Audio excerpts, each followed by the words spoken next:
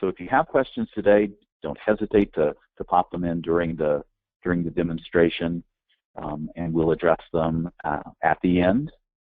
Or if there's a good juncture, I'll jump in and we'll try to address it as we move. If we don't have time, perchance, to answer the questions during the demo, then we'll email out the answers to all attendees.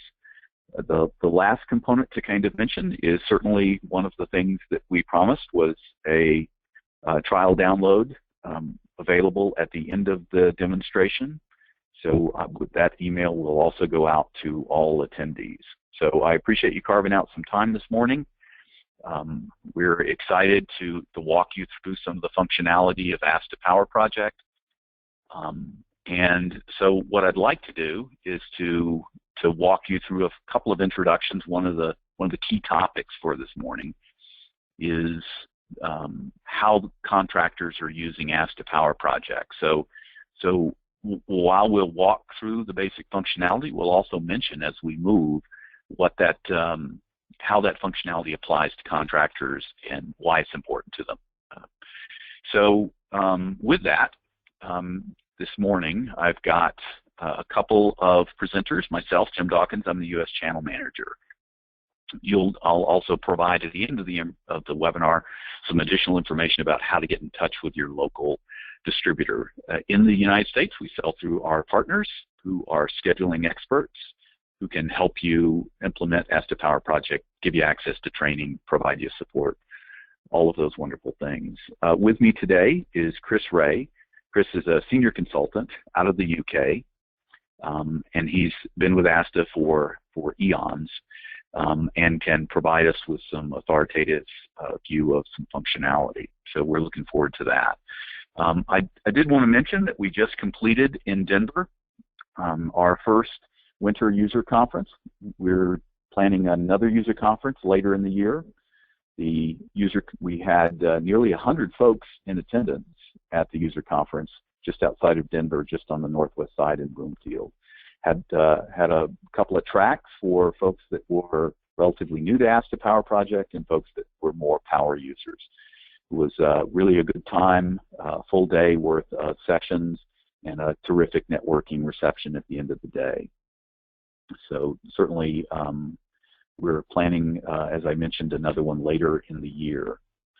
So Asta Powerproject is an application that's used increasingly by folks in the United States. And there's some rather significant users in the United States. Saunders here locally sent 7 people to our user conference. They were terrific supporters. Arcade Mechanical sent a number of people. So did Encore Electric. It's important to note that we have both general contractors and subcontractors using Asta Powerproject. So that certainly does bring about the question, why are they shifting to Asta Powerproject? There's some terrific scheduling tools out there.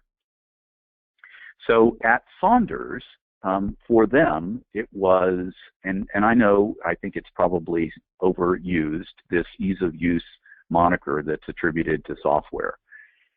The challenge with scheduling software is we don't have as many people scheduling or contributing to the schedule or progressing the schedule as we'd like in an organization. So many of our customers have told us, many of our prospective customers told us over and over again, that's a big challenge. So it becomes very important that you can quickly, and you'll see that today, quickly create, modify, progress a schedule. And that was a key component for Saunders. In fact, they've discovered that they've saved a great deal of time. And we'll show some tips and tricks and ways that we make that happen for them. So, but in addition to GC, we have subcontractors who are making use of the software as well. Encore Electric is a perfect example. And for them, they were moving from, clearly ease of use was important to them as well. They were moving from SureTrack, had looked at moving to P6, and discovered that much of the functionality that they needed was a little bit more difficult to use. There are folks that find that they're looking for an application that's specifically targeted at construction, and that even on more complicated jobs, not to suggest that an ease of use application is not robust, because you'll discover it is. We can do full resource and cost loading and leveling. We can do all of the functionality that you might expect from a very mature application. Then you'll see that that even you can grow with Asta Powerproject. So they've also seen a significant ROI. They've seen the ability to use the system with far fewer people than you would imagine. Probably the last point I want to make before we jump into real software, because I think that's why you're attending, is that the system lives within this construction ecosystem. We recognize that owners specify software. So if you need to deliver an XER file format, we can do that. If you've got a bunch of Microsoft project files that you'd like to open up, we can do that as well. So, it's important, if you need to submit those, whatever format is specified, then that's something that we can help you with. So with that, I'm going to jump. We started a little late, so I'm going to skip past a couple of items. The only last thing I want to mention here is a piece that I think surprises many, many folks. Asta Powerproject as a product has been around as long as Primavera, which I think most would recognize as the market share leader in the US in scheduling. I think most people are surprised by that. It's a rich, mature application. It's not, while you may not have heard of it much in the US, we try to keep it a good secret. Apparently we've done a good job of that. It has been used by most of the contractors in the UK and is used all over the world. All right, I think it's time for me to turn it over to Chris. Chris, are you there? I'm indeed.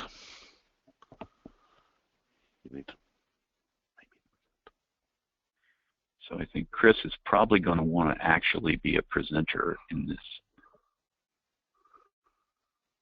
Otherwise, the software is a lot harder to show.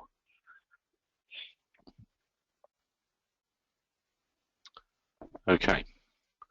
So hopefully everyone can see the screen now. Just going to move out my way. There.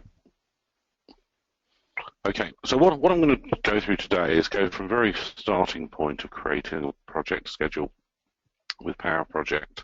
I've got Asta Powerproject open here, and I'm simply going to go to my new option, choose a template to create a new project from. These are a number of the predefined templates that come with the software. You can create your own templates, and I'm going to call it my new project schedule.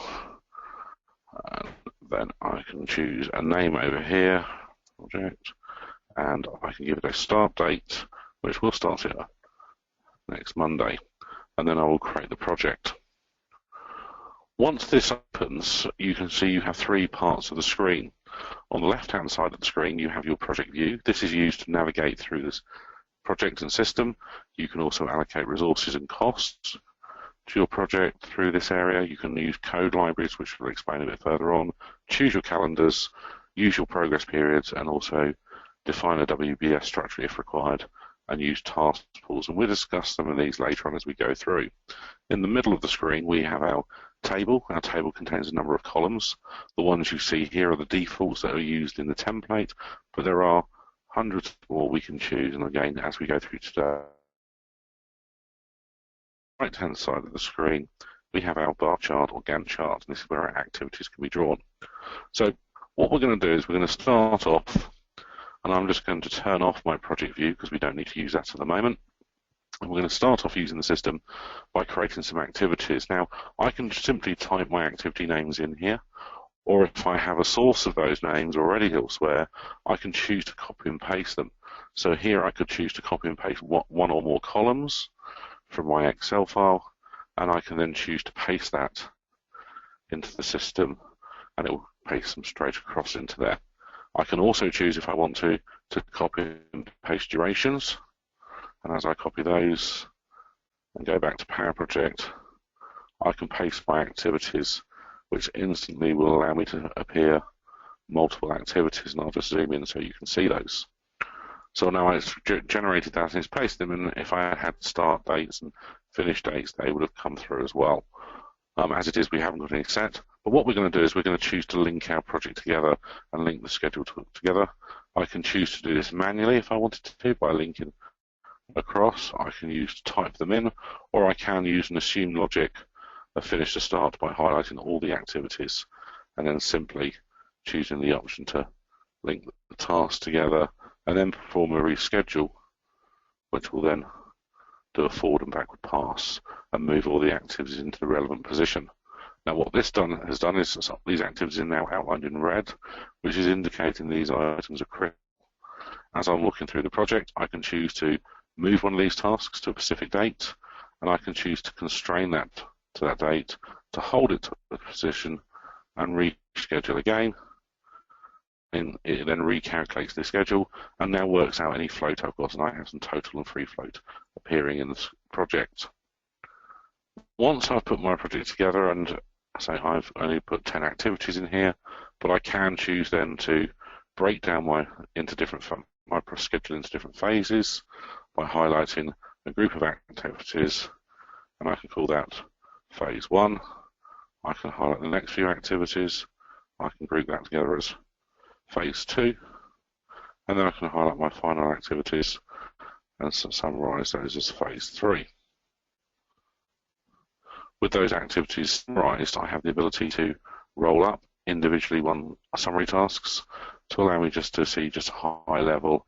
If I wanted to custom report to see only certain ones, I can also double click on the activities on the actual bar chart, so I can open and close them manually if I wanted to, or as a whole, just go to show all or open up to certain levels. Once I've summarized those, I can choose to summarize a group of summaries if I wanted to. So this could be my project plan in here, and now I have several levels of summaries defined inside here. Now as I look at this, I can turn on my project view, and where we had before our program level, we now have a plus sign on there. I can click on that plus. It now lists the structure I've created with my summaries. So I have my phase 1, 2, and I missed 3 out down here, so just put that in, and I have 3.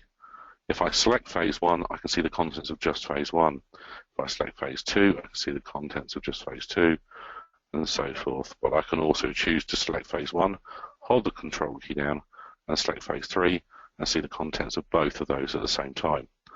Then at any time I can just drop straight back to look at the overall schedule. And I'll see how it appears on screen with them open or closed, and whichever item selected is what will print when you go for a print site. So additionally to this, if I open these all up, with my activities I have the ability to and I can reduce and increase them on screen just with the cursor. If I reduce an activity down to 0 days, it becomes a milestone. And if I reschedule, that will put it back in, and I can use F9 if I wanted to do that reschedule for me. You can see in here we have blue holiday going down the middle of this. This holiday period going down the middle is some bank holidays that have been defined in the calendar, and the calendars inside the system are over here. We have a standard 5-day calendar configured at the moment, but if I wanted to assign a different calendar to that, I could literally just highlight a calendar and drag it across onto a task to assign it as a new task. So yes, and now you can see that one is now working the weekends. This is a 7-day. Just undo that for a moment in there. If I go back and just reassign that to there, and that puts it back, reschedule it from just in case it made any changes, and it puts it back into position.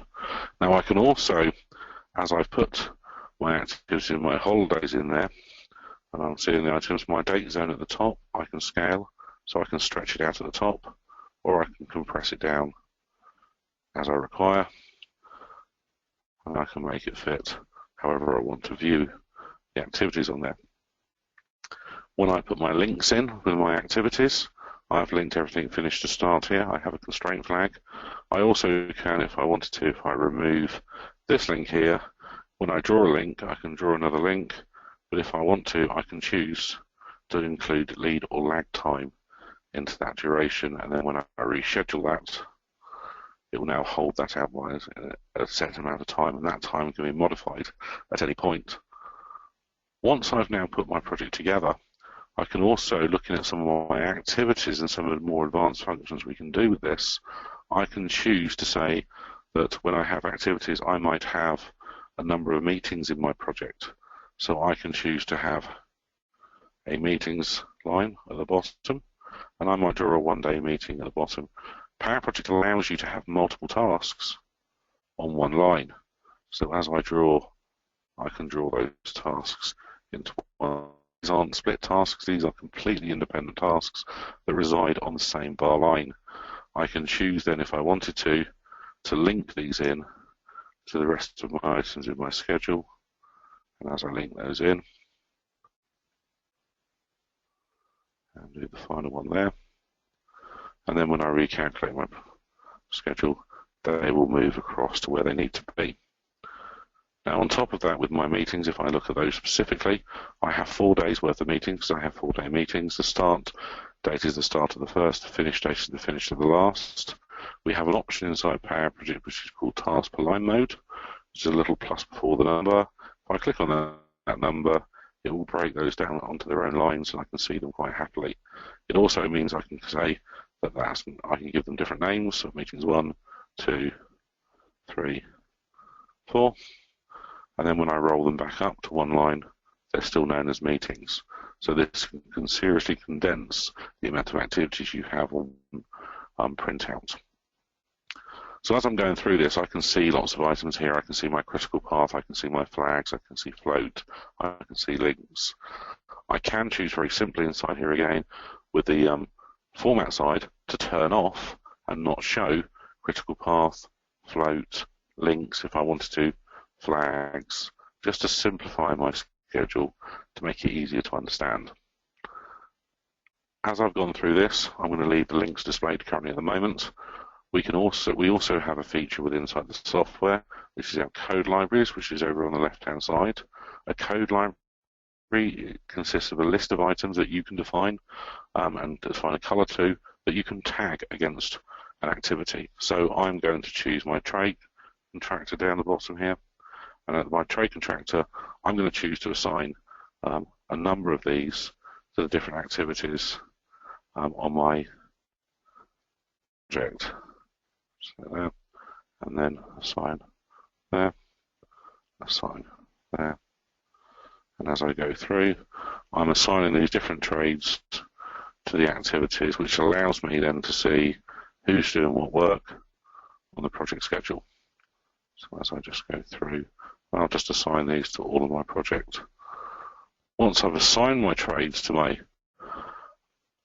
schedule, I can then quite happily choose to run a filter within the system that looks for a specific code library, and I can choose one code library, and then that will now show me a schedule just for that subcontractor or trade. I can then rerun that, print that out, or rerun it for a different subcontractor. I can also include multiple subcontractors if I wanted to. Once we've done that, and we have that set up, we can also look within our schedule to create a baseline. Now, Powerproject will allow you to create as many baselines as you want for the project. It doesn't just baseline key date information, it will baseline every part of the schedule. So you can always reference back and review back how anything was within the system. So I'm going to choose to simply create a baseline called baseline 1 in there. And as I've done that, you should see now that inside the system, I have a baseline appearing under each activity. Now, if I wanted to, I could turn that off. I'll just zoom out a little bit, so I don't have to see it. But if for any reason there is a delay on my schedule, and I can insert several delays in here, then when I go to do a reschedule, I can see a comparison and impact on how those items have changed. Now, if I wanted to, I could run a filter to extract those. I can also choose to add a column in, very simply, to show me the variance between the start and the finish date, I can add a column in that will show me a variance between the duration of the baseline and live project. And finally, I could also include to show a variance for the finish date. And without even looking at any other information there, that will tell me the story of what's happened between the original baseline and the current project as it stands at the moment. And as I say, you can have as many baselines as you want, so if you're doing a weekly cycle of progress updates, you could baseline at the end of each one of those. If I want to, I can now go into my baseline setting under Format and just turn that baseline off. It's still there, it's still accessible, but I don't have to see it. I don't even have to still see those columns. I can add those back in or use a predefined template set of columns, which I'll talk about as we go through. We've created a very simple schedule here. We've linked it up. We can see the impacts of how we make changes. We can also look to resource load and cost load this schedule. Now we have resources over on the left-hand side, and we have some site resources here. We have bricklayers, carpenters, roofers, steel fitters, and what I'm simply going to do, if I just turn the display resourcing on for a moment, if I wanted to assign a resource to an activity, I just drag and drop the resource across to it. If I want multiple resources on that activity, I just drag and drop those straight onto it. Those resources can have rates behind them so that can show income and cost, and we can then monitor that information. If I just remove those cost ones for a moment, so I can very simply drag and drop. If I select more than one activity, I can drag and drop to multiple activities, but I can also choose to have use a predefined view, and you can configure these views yourselves.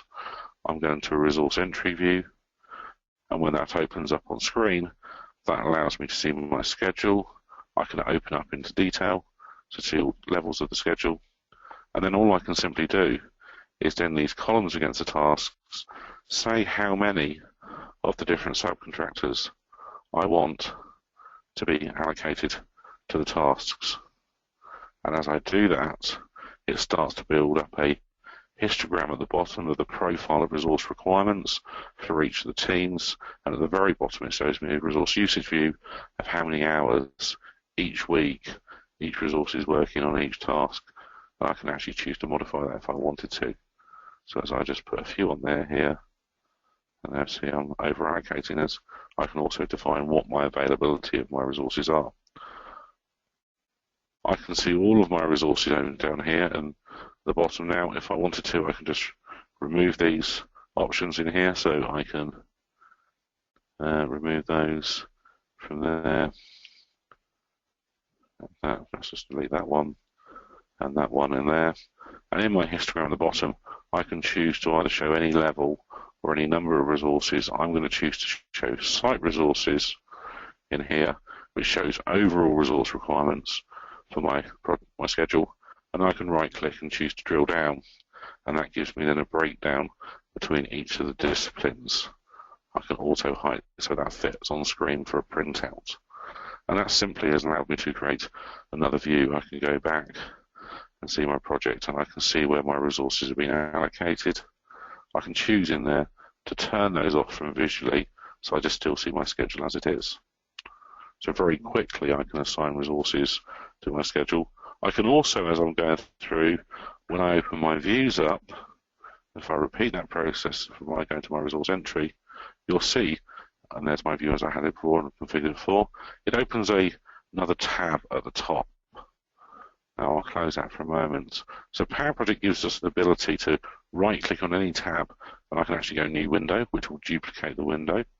And I can also choose to drag this down and make it into a new horizontal tab group. So I now have the same view open on the same project twice on this screen.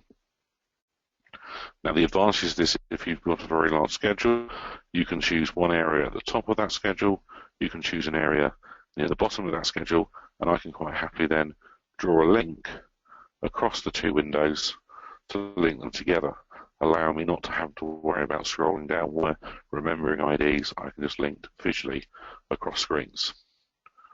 And once I close one, it's there. Though all windows that open up are live, you make a change in one, it will instantly appear in the other, as it's all one schedule. So I've now assigned my resources to my project. I am now looking to assign some cost to my project. So if we went back and said, and if I looked at just my activities again, as we had, we can assign resources, sorry, we can assign costs by using cost centers over on the left-hand side. Again, you can configure your own structure of cost centers. So in here we have project costs, and we can break that down by design, labor, materials, plant, prelims, and so forth. And you can add any more you want into there. Now, if I wanted to assign a cost, I could drag and drop it in the same way I did resources. I can also choose to add a column in here and choose to say cost and bring that in and just set that to a particular cost center I want.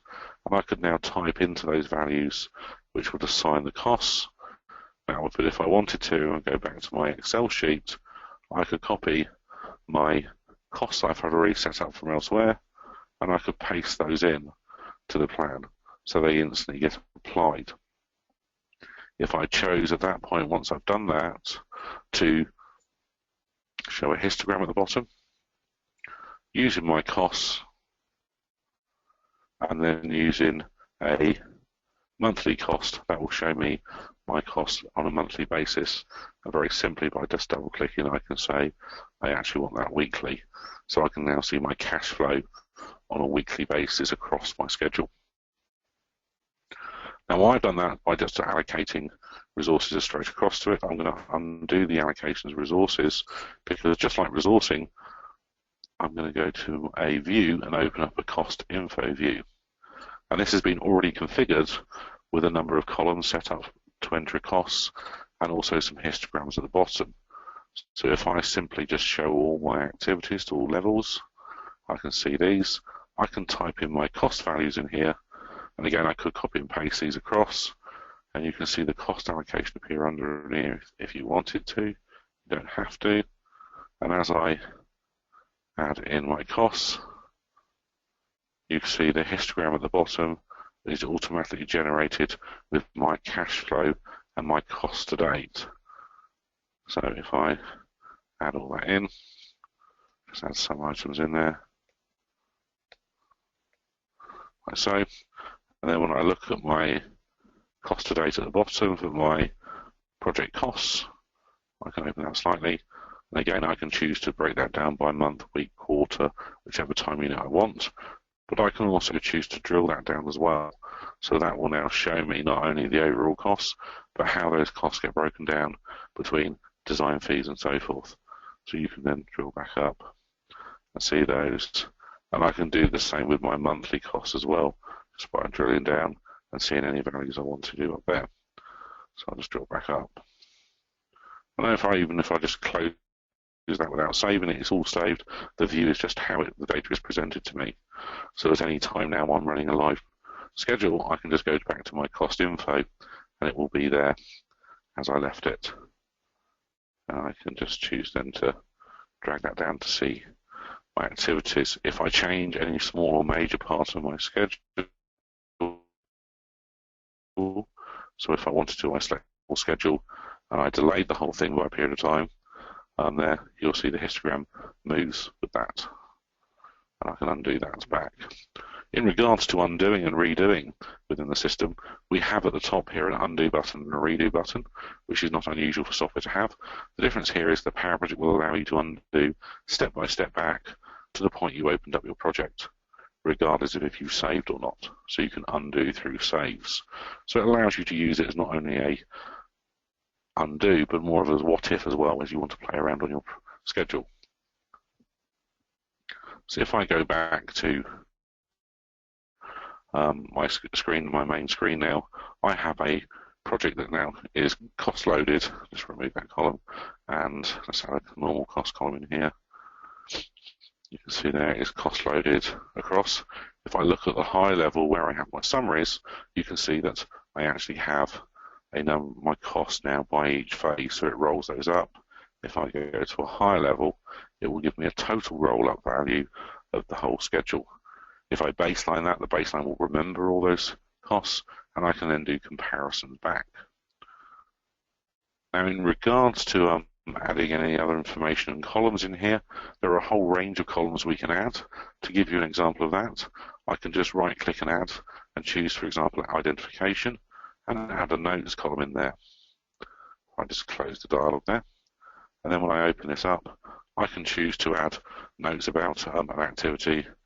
This task is delayed due to supply issues, and I can choose to do that, and you can even notice the fact is I have a comment on there. Even if I deleted that comment, that notes field, and then added back in the identification notes, it would come back again. So you're not actually deleting the notes, they are just there for you to use and see as you're working through. So we can add that notes column in there, and then if I just open up, I can also choose to say, if I wanted to know which trade I've assigned to it, I can simply just choose to add a column in under codes for the actual task trade contractor. And close on that, and that now allows me to see which trade contractor I've assigned to each activity. It also allows me, as I click in there, to actually change the trade contractor just by clicking in the drop. So as I do that, I can play around with those as much as I want. And when I print this out, this will print out for me. Now I also have the ability to turn off my Gantt chart if I only want to print out a tabular report. So if you're sending reports out to people who don't understand tabular reports, then I can actually send that across to them. And then I can just turn this back on and put it in here. Now also just a few things to note in here that I've now created my schedule. This is a single project, and Powerproject comes in two variants of being a standalone version or an enterprise version. And if we had an enterprise version, it would allow me to have multiple projects. So I could have multiple projects inside there. So I can have project plan 1, project plan 2, project plan 3. And these could just be different areas of your project, and I could choose to link up these to my project, and I could link task to task. I could link in there, like so, and then I can choose to do a reschedule, which means I now have a full schedule, and this is either project plans. These could be multiple floors of my project easily put together. Now, when you first start a project, I started by just copy and pasting, but you may already have defined a structure of a program that you want to use. So we can actually store those in task pools, and in the task pools, substructure, superstructure, and envelope procurement, I can choose to say if I wanted some substructure, I just drag that from the left-hand side and drop that into the system, and that will now drop a summary called substructure. And if I open that up, I can see it's already populated with activities, links. It can have costs, resources already assigned to it, so they're already placed in there. Just remove that so we come back to it. So I have a project schedule set up, and if I choose to show all levels, you can see it's a detailed schedule now going up to about 57 lines. You can quite happily keep on adding more and more, and if you summarize and group them, it becomes very usable and controllable to manage and navigate your way through. I can also, by going for before, I could look at phase 1 from each of these schedules inside here to see how they're impacting, and if I wanted to, I could then draw links between these project schedules as well. So I can have all of these together on one screen. Okay, so that's a very brief overview. Now if I want to go to print this out, we'll just briefly look at that. I go to print, there's a number of print options we can choose. And if I go to the details, in there I can choose a border file to go around the output. There's a number of ones that you can choose, and then you can choose your orientation, close on that, and that will allow me to see my border file on my project and print that out. I can print that out to the printer. I can also print it as a picture, which I could paste straight into Outlook if I wanted to send people a schedule of my work across there. Coming back to my project very briefly, some more features that some of our users use is once I've assigned all my trades, I could then go into my filters and I could actually run a filter that maybe only finds only the activities and tasks in my project. I could also run a sort or create a sort that I actually group it by my trades. So very quickly I just choose here trades, and I'm going to use here and actually get it to insert a summary task for each one, and let's just choose a color for that in there. And when I OK on that, you see it will appear. I can turn my links off at this point, and let's just get rid of the notes. I can see now that it's listing each trade which can be rolled up inside here and see just their activities.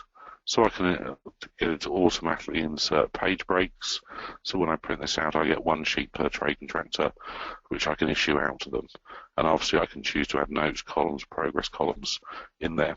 Now if I also in there just briefly modify the properties of that and change that to have the summary of tasks with all columns in there, what the great advantage here is now, I can see the cost of each subcontractor's work based on the tasks that they're working on or they're being assigned to. So these values and summaries don't exist normally, but they've been created by the sort within the system. And I can easily now, if I wanted to, save this as my trade view, and then at any time when I go to other views, if I ever want to go back to it, I just go to trade view and it's back again. And it will remember if I had the items open or closed, depending on what I wanted to do. So once I've done that, if we then briefly go back to the bar chart view, and the final thing I'm going to just look at here very briefly is just to show you about progress within the system. Now within Powerproject we can have a progress drop line, and I'm going to choose to show my progress line here, and I just turn my line on here. Now we have one line currently being displayed. Powerproject gives you the ability to create multiple progress lines. So I can say this progress line was week 1, and I can choose a date for that, and that date is going to be the end of the week. I can then say week 2 also is going to be a line, week 3, week 4. So I can set a number of lines up, come out of that, and here is my week 1 line. I know it's week 1 as it's in the right color for week 1, but also at the top here it's telling me which line my progress is in. I can then choose to add the column and the progress column in here. I'll just do very simply at this purpose of percent complete, and I can say that how much I've done of that activity, and I can also choose to add a remaining duration column in if I wanted to. So I can just go into there and say my duration remaining, and so I could change, say, I've got 4 days remaining, and then I can reschedule that to see how that impacts my project. Now when I reschedule it, I can choose to straighten the line, which shows the impact in there, and I can visually at the moment I've asked it to show me the gap between what I've done when I haven't worked, but I can get it to fill that gap automatically with a formatting option.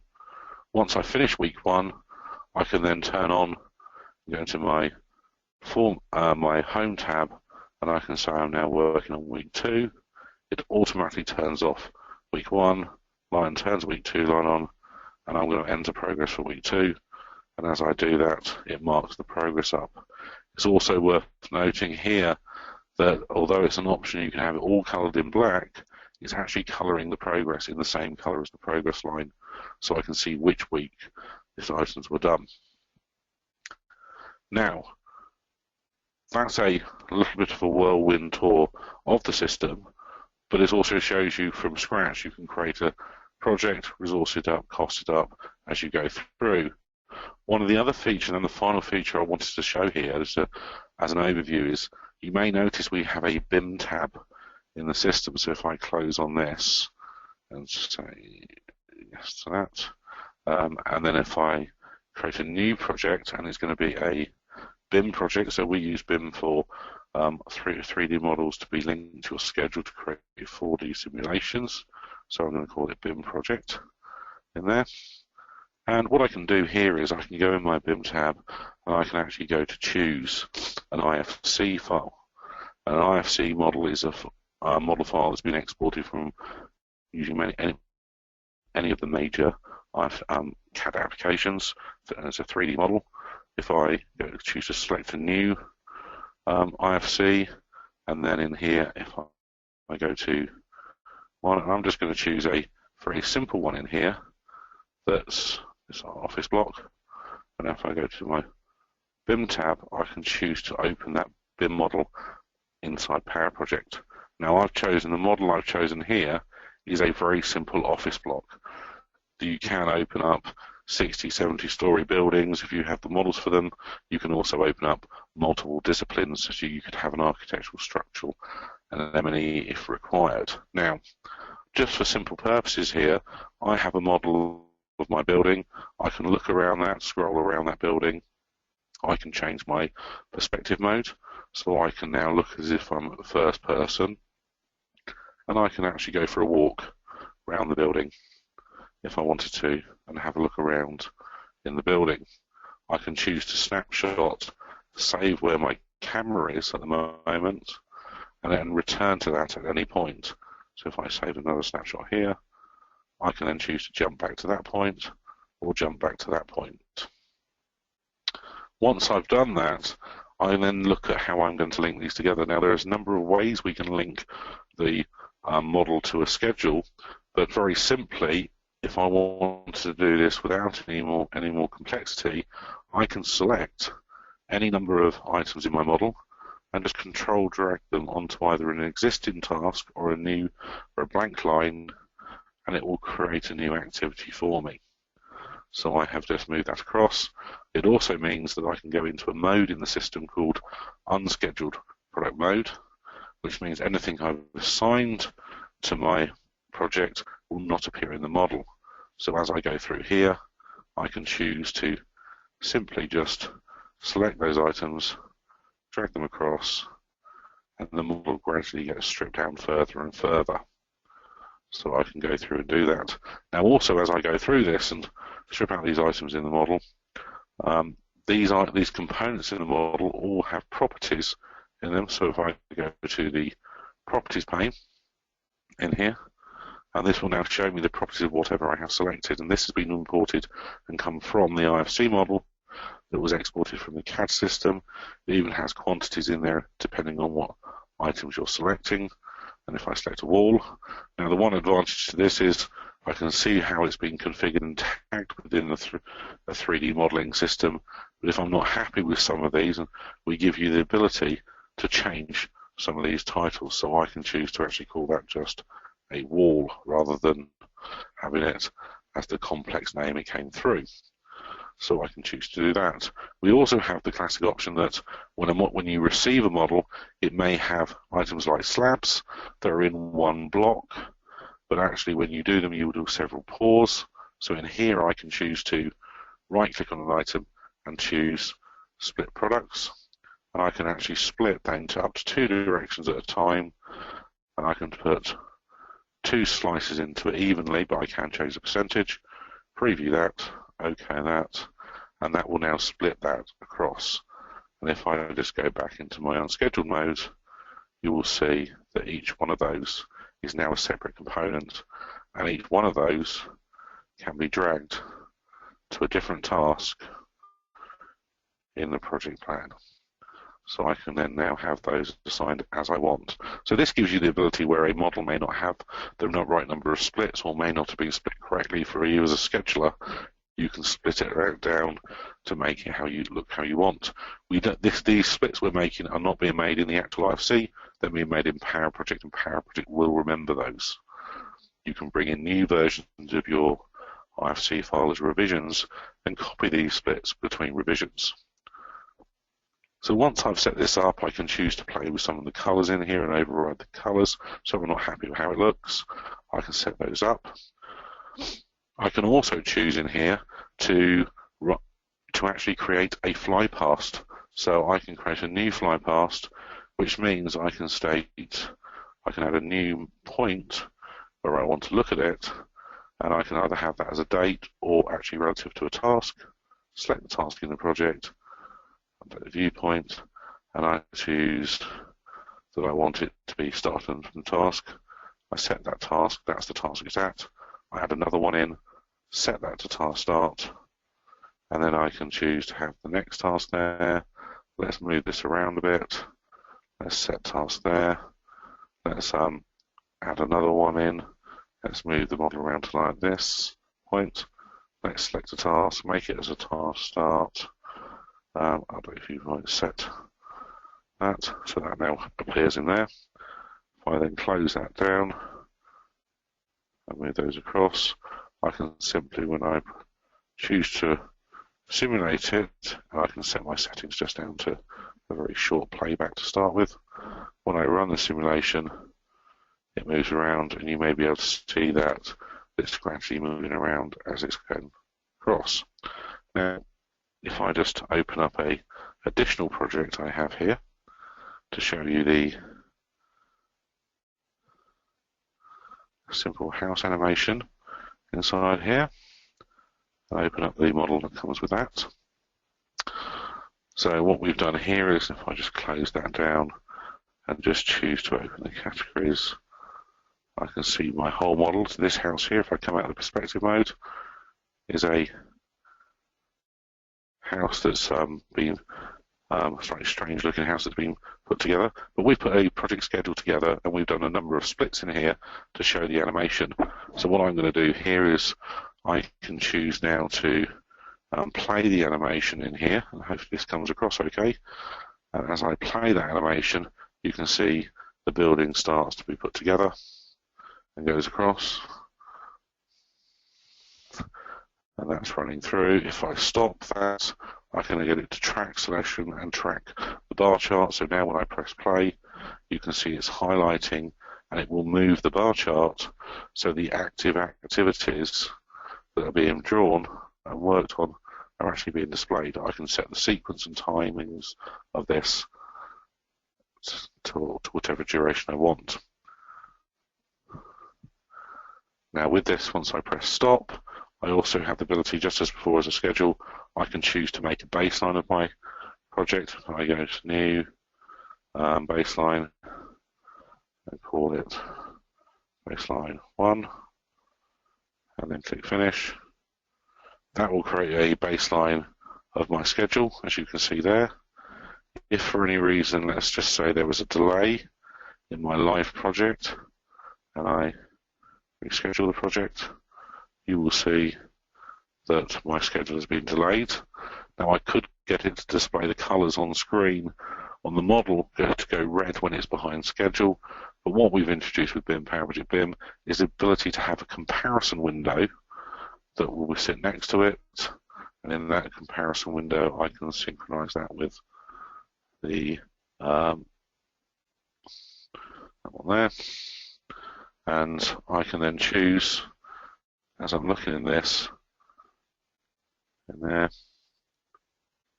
so they're both at the same point, and then when I go into my settings, I can say that the main one is using my live dates, and the second one is using my baseline dates. So, and then when I run my comparison, you can see how it compares, and you can see one's ahead of schedule of the other as it goes through. And at any time I can pause it, jump between dates to see what it looks like at certain points in time. I can also export these out as a video file, so I can issue them to people. And if I close down my comparison window for a moment, this building here, we also have a feature here that if you can download a plugin called O2C into Windows, and that will allow you to play your simulation up to a certain point, and then you can save that as an O2C file, which is in here, which is BIM there, and that will just create an O2C file. And if I go to the desktop in there and I open up that O2C file, which is there, the viewer inside will then show a standalone 3D view of what the building looks at that current point in time.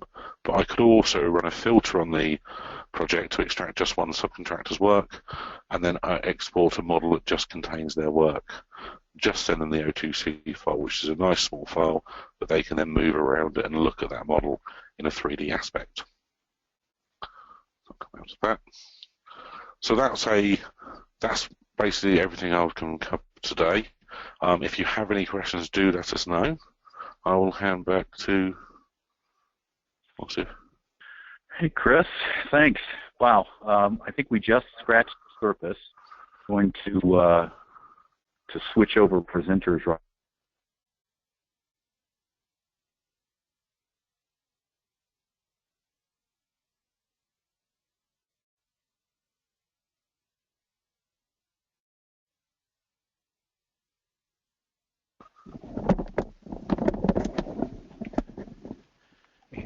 And about the time that I lost my my connection, Chris was nice enough to toss me over. So forgive the audio delay. So we had a couple of quick questions. So and I also wanted to highlight a few features. So there was a question about, can you cut and paste more than once, and you absolutely can.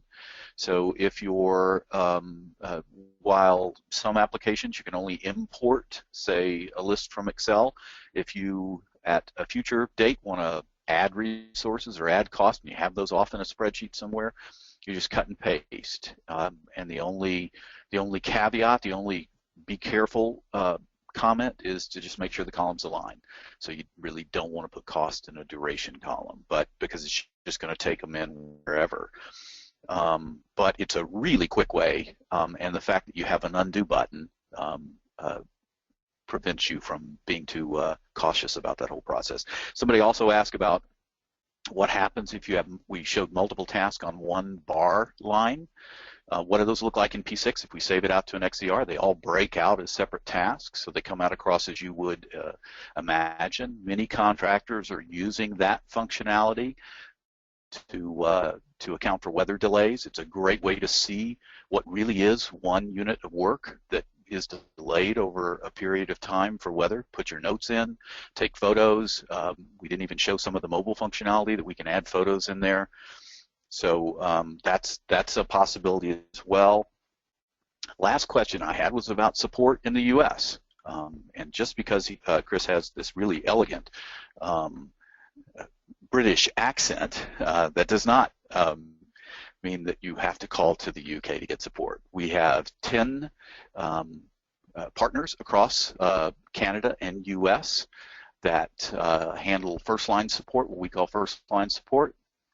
If it becomes more complex than that, we have a consultant in the US as well who can, who's happy to help you with the questions with lots of Asta Powerproject experience. Couple of quick things I wanted to cover as we move out, and remind you of a couple of things. One, we can certainly provide you with a more personalized demo. This is really fast. We scratch the surface. So don't hesitate to reach out to us. We will be providing you with a link to a recording. So if you didn't pick it up the first time, you can cycle back and listen in. So we'll provide that link. We'll provide a link to a free download as well. When you're in the free download, a couple of things that Chris showed that you might want to play with is and things that our contractors find really help them is the fact that you can undo across that save. What we can also help you with through a demonstration that you won't quite see quite as much in the free trial is the use of templates. And we really consider it our way to quick start a project. One of the challenges is always how to get started. And our partners can provide you with templates that will establish your code libraries, your calendars, your work breakdown structure, all the formatting, the columns, all those things we saw that Chris was setting up for the first time. Those can all come in through a template, and you can set standards for the whole company.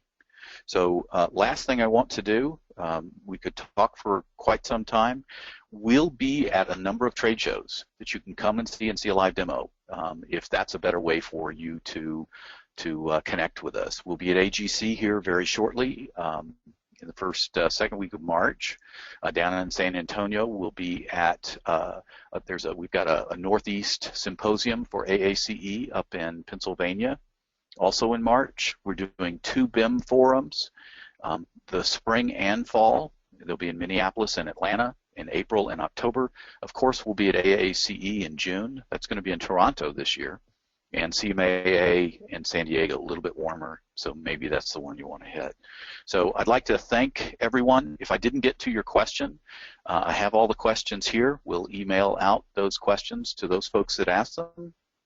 I'd like to thank everyone for joining, and please don't hesitate to visit our website, astapowerproject.com, or reach out to me at jim.dawkins@alicosoft.com. Thanks for attending.